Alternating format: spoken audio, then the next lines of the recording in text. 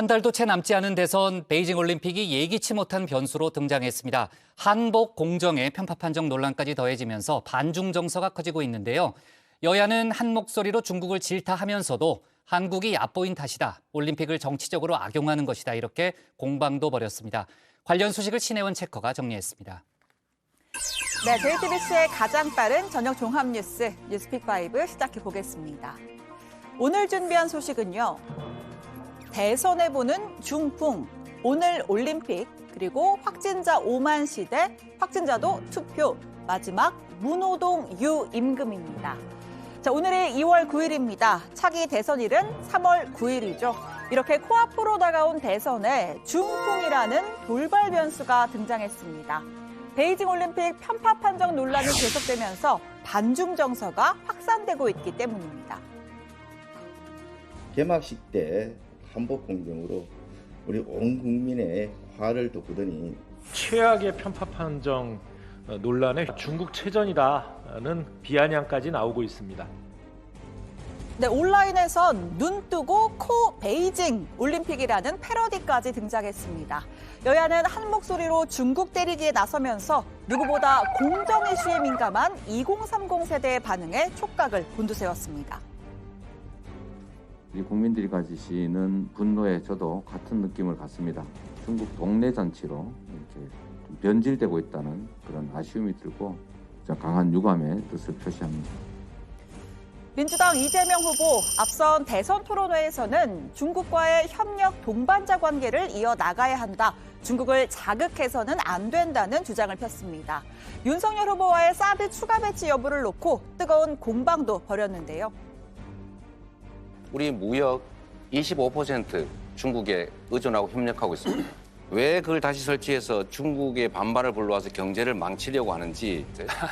안보가 튼튼해야 주가도 유지가 되고 이 대한민국의 이 소위 말하는 어떤 국가 리스크라는 것이 이제 주는 거고요. 하지만 올림픽 이후에 입장이 확 바뀌었죠. 어제 세계일보와의 인터뷰 제목 보겠습니다. 중국의 할 말은 할 것, 불법 침범 어선은 격침해버려야 한다고 말했습니다. 소말리아가 왔어도 봐줬겠느냐, 강력하게 단속해야 한다, 목소리를 높였는데요. 정부 여당에 더 씌워진 친중 이미지를 벗기 위해 강경 대응에 나섰다는 분석입니다. 여권 같은 경우에는 좀 친중 프레임 같은 게, 뭐 작년 같은 경우에 설날에 이제 중국 인민망 그 포털 사이트에 이제 주요 정치인들이 중국어로 이제 새해 인사하고 뭐 그랬던 것들. 그래서 이제 지금 뭐 여당이라든지 이제 대선 캠프에서 강하게 이야기 나오는 게 그게 또 의식해서 하는 거 아니겠습니까? 의식하니까 더 네. 강하게 편파 그렇죠. 판정에 대해 항의하는 모습을 네. 보이고 있는. 올림픽으로 빵 터지고 있는 이런 상황인 거죠. 자, 그러자 국민의힘 이준석 대표, 선거가 아니라 진심으로 이재명 후보가 걱정되기 시작한다, 날을 세웠습니다. 민간 어선을 나포도 아니고 격침하겠다고 한다, 사드는 안 되고 어선은 격침하는 거냐 반박했습니다. 이재명 후보가 갈팡질팡한 것이 보이고요. 중국의 눈치를 보느라 사드는 배치하면 안 되는데 중국 어선은 불법 어로 행위라면 격침시켜버리겠다고 하는 거는 전쟁하자는 얘기거든요.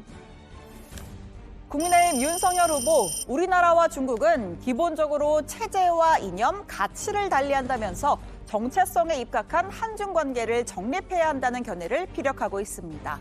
반중 정서를 키우는 건 부적절하지만 근본적인 원인은 현 정권에 기울어진 친중 행보에 있다는 지적입니다.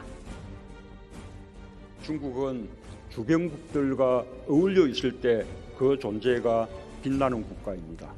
높은 산봉우리가 주변의 많은 산봉우리와 어울리면서 한국도 작은 나라지만 책임 있는 중견 국가로서 그 꿈에 함께 할 것입니다. 제가 대통령이 되겠다고 나선 사람으로서 특정 국가에 대한 반대 감정이라든가 이런 것을 언급할 수는 없습니다. 그러나 국민들이 그런 마음을 가지고 계시는 것은 한중 관계가 또 상대의 국익을 존중해 가면서 이루어지지 못했기 때문에. 또 자신의 페이스북에는 서태지와 아이들의 노래 발해를 꿈꾸며 뮤직비디오도 올렸습니다. 우리 선수들의 분노와 좌절에 깊이 공감한다면서 개막식 한복 논란의 핵심은 대한민국 역사를 중국에 예속, 편집시키려는 동북공정의 일환이라는 데 있다라고 지적했습니다. 자, 통상 선거에 앞서 열리는 올림픽 등의 대형 스포츠 이벤트는 정부 여당에 유리하다는 견해가 많습니다.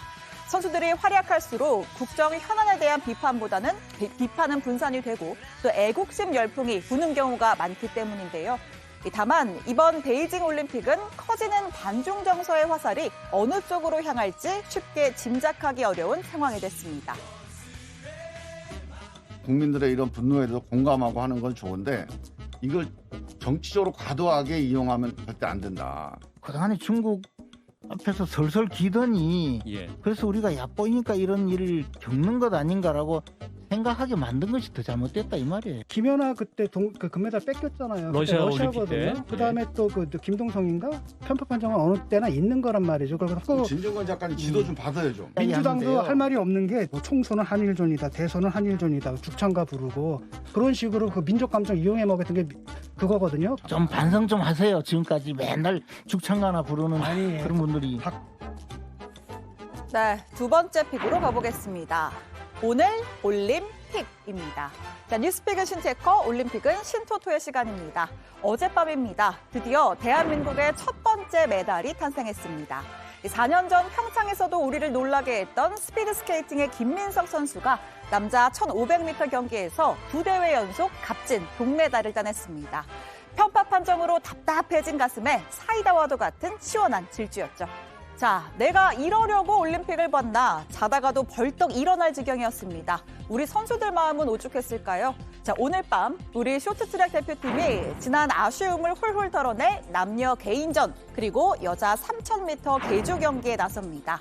자, 일단 남자 1500m 왼손에 붕대를 감고 훈련에 나선 박장혁 선수 경기력과 출전엔 문제가 없다고 했습니다. 부상 탓에 경기력이 나빴다는 핑계를 대고 싶지 않다고도 했는데요. 왼쪽 손 짚을 때 통증이 좀 있을 것으로 보이지만 그래도 박장혁 선수 경기를 다 즐기고 왔으면 좋겠어요. 황대현 선수와 이준서 선수는 멘탈이 워낙 세요. 분노 게이지가 올라가서 아마 스케이팅적인 실력이 더 활성화되지 않을까 생각이 들거든요. 자, 그리고 최민정과 이유빈, 김아랑 선수는 여자 1000m 예선과 3000m 계주 준결승 경기를 치릅니다. 계주는 쇼트트랙 강국인 캐나다, 미국과 한조가 됐는데요. 오늘은 우리 선수들 활짝 웃는 모습을 꼭 봤으면 좋겠습니다. 자, 그리고 한국 국가대표 선수단의 막둥이 만 15살의 이채훈 선수가 남자 스노보드 하프파이프 예선 데뷔전도 치렀습니다. 점프 최고 높이 4.9m를 기록하면서 좋은 성적을 냈는데요. 아쉽게도 결선 진출 12위에 드는 건 실패했습니다. 네, 오늘의 세 번째 픽입니다. 확진자 5만 시대입니다. 네, 코로나 신규 확진자 수가 49,567명, 5만 명에 육박했습니다. 전날 대비 13,000명 가까이 크게 늘면서 역대 최다 기록을 경신했는데요. 60세 미만의 일반 환자는 셀프 재택 치료에 들어가는 등 대규모 방역 시스템 개편도 시작을 했습니다. 90% 정도에 해당하는 무증상, 경증 환자들은 재택 치료에 배정됩니다. 7일간 재택 격리를 하면서 이상이 있는 경우 상담과 처방을 받는 체계로 전환됩니다. 밀접 접촉자의 격리 기준도 완화됐습니다. 지금까지 밀접 접촉자는 무조건 자가격리를 해야 했는데 오늘부터는 확진자 동거인 중에 접종 미완료자 그리고 요양병원 등 감염 취약시설 내 밀접 접촉자만 7일간 격리하면 됩니다. 그 외에 밀접 접촉자는 격리 의무가 없는 자율관리 대상자입니다. 자, 가족이 확진됐는데 연락이 안 와요 하는 분들, 이제부터는 최초 확진자를 통해서 격리 대상을 일괄 통보하기 때문에 따로 연락이 가질 않습니다. 가족 또는 시설을 통해서 확인하시면 되겠습니다. 정부기관과 정치권에서도 계속 확진자가 나옵니다. 국민의힘 선대본부의 이양수 수석 대변인도 어제 확진 판정을 받았습니다. 지난 주말 윤석열 후보의 제주, 광주 일정에 동행했는데요. 국민의힘은 지난 6일 이후로는 접촉이 없었고 따라서 윤 후보의 확진 가능성은 낮다고 밝혔습니다. 모레 11일에는 대선 후보 4인의 두 번째 TV 토론이 예정돼 있습니다.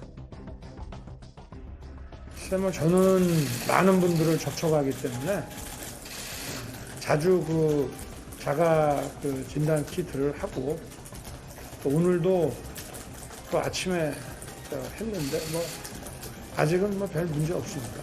요새 하도 확진자가 많기 때문에 근데 저도 자주 하고 있습니다. 네, 오늘의 네 번째 픽은 확진자도 투표입니다.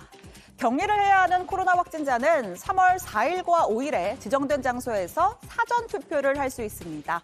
본 투표일은 3월 9일이죠. 그럼 그 사이, 그러니까 6일에서 8일 사이에 확진된 확진자는 투표를 할 수가 없는 걸까요? 자, 오늘 국회 정개특위에서 코로나 확진 격리자의 대선 투표권을 보장하는 내용의 공직선거법 개정안이 상정됐습니다. 대선 당일 오후 6시부터 9시까지 추가로 별도 투표를 하도록 하고요.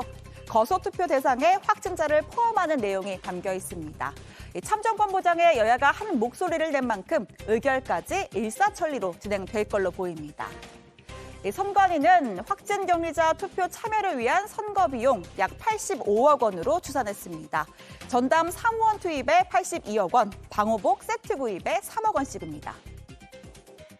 참정권 보장이 최대 목표지만 감염병으로부터 국민의 안전도 중요하기 때문에 질병청하고 아무튼 회의를 작년 연말부터 여러 차례 지금 하고 있습니다. 최대한 지금 방안을 강구하고 있습니다.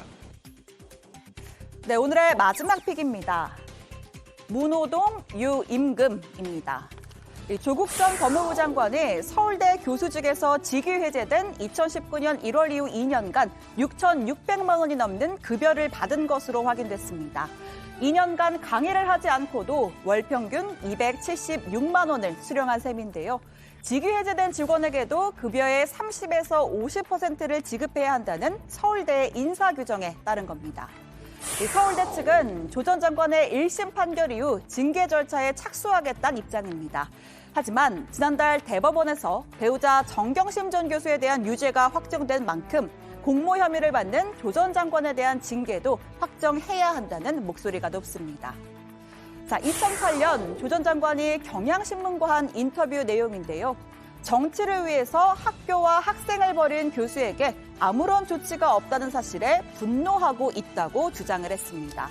정작 조 전 장관은 2017년 문재인 정부 출범 후 청와대 민정수석 그리고 법무부 장관을 지내면서 단 한 번도 강의를 하지 않았습니다. 네, 수요일 뉴스픽 여기까지입니다. 들어가서 원픽 꼽아보죠. 뉴스픽 5였습니다.